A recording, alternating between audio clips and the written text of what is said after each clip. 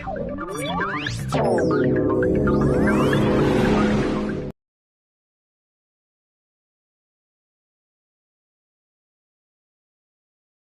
राजस्व यज्ञ कले।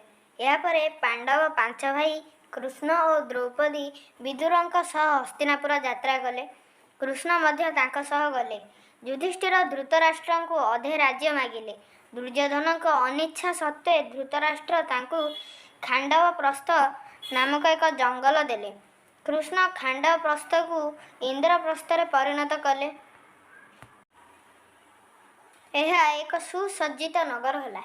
एठारे एक दुर्भेद्य दुर्ग और राजप्रसाद गढ़ाला। बहु कोठाबाड़ी तैयारी हैला। युधिष्ठिर इंद्रप्रस्थरे राजा भाव अभिषिक्त हेले। दिने अग्निदेवता आसी कृष्ण और अर्जुन को देखागले। खांड वचन पोड़ी तांकु एक व्याधिरु रक्षा करंतु बोली कहिले।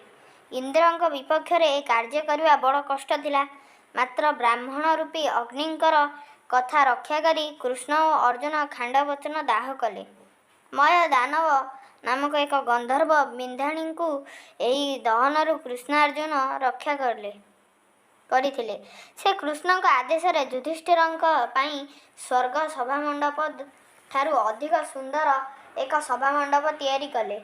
तापर नारद परामर्श युधिष्ठिर राजस्व यज्ञ करने को मनस्थ कले।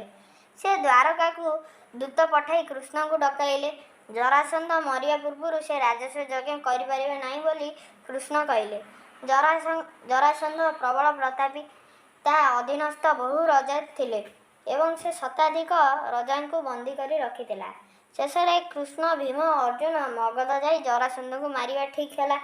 एमाने ब्राह्मण वेश जरासंधर यज्ञशाला पहुँचिले। हठात कृष्ण जरासंध को सेमानक परिचय देले और जनक सह मल्लयुद्ध लड़िया को कहले। भीम और जरासंध घोर लड़ाई है। भीम जरासंध को बध कले एवं श्रीकृष्ण सबु रजा को मुक्त कले। यापर महासमारोह राजस्व यज्ञ आयोजन चलिला। भारतर चारिआडू राजा महाराजा मुनि ऋषि ब्राह्मण माने आसिले। भीष्म निर्देश युधिष्ठिर कृष्ण को पादार्घ्य देले। बड़ बड़ राजा महाराजा थाई गोटे गौड़ पिला को महाराजा युधिष्ठिर पादार्घ्य देइथिबारु कृष्ण को भीष्म को शिशुपाल बहुत गाली देले। कृष्ण बहुत समय चुप होई बसिले। तापर शिशुपाल और अन्य केते राजा विद्रोह करी यज्ञ भंग करिया को उद्यत हेबारु कृष्ण रागी लाल होइगले। शिशुपाल को बुझाइया पई कृष्ण बाहरी आसिबारु शिशुपाल कृष्ण को तरवारी नहीं गोड़ाई आसिला। शेषरे बाध्य होई कृष्ण सुदर्शन चक्र को स्मरण कले। दुष्ट शिशुपाल मुंड काटी देबाकू से सुदर्शन को आज्ञा देले। शिशुपाल मला परे समस्त शांत होई गले। निर्विघ्न यज्ञ सरिला।